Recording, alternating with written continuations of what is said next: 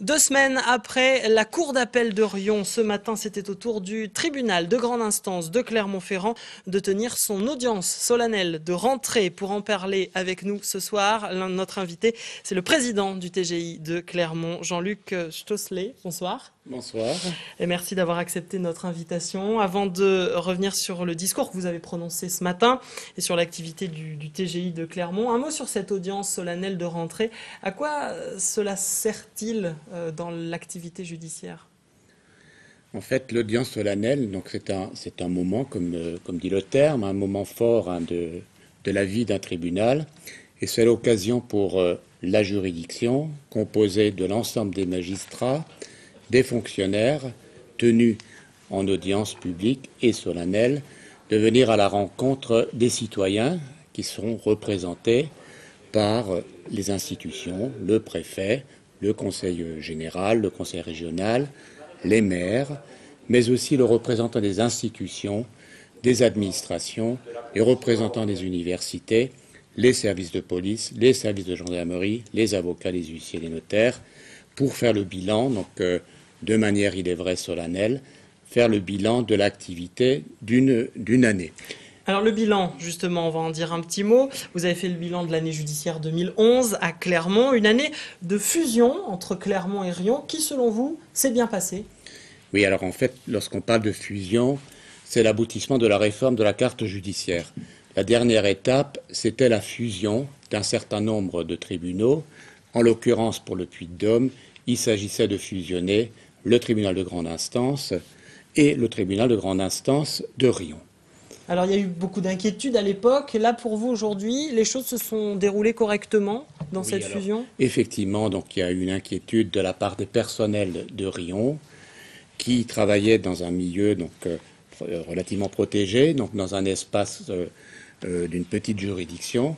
Et l'inquiétude, c'était effectivement de savoir, de découvrir un monde différent, donc une juridiction de taille différente dans une ville plus grande. Bon, tout un effort et un soutien donc a pu être apporté donc à ces fonctionnaires. Il fallait les rassurer. Il fallait aussi répondre à leurs préoccupations. Quels postes vont-ils occuper?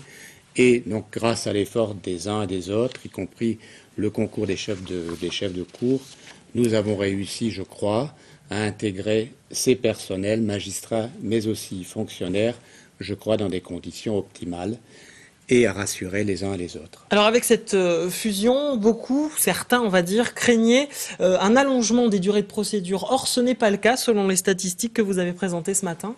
Non, pas du tout. Hein. Donc, comme je l'ai indiqué ce matin, euh, alors même que cette fusion s'est traduite par l'arrivée de dossiers nouveaux, nos délais, c'est-à-dire nos délais de traitement des affaires, mais aussi les délais de convocation, sont en baisse, et même en baisse significative, puisque actuellement, un justiciable qui veut, par exemple, présenter une requête devant le juge aux affaires familiales ou présenter une requête pour divorcer, doit subir un délai de convocation de l'ordre de 6 semaines.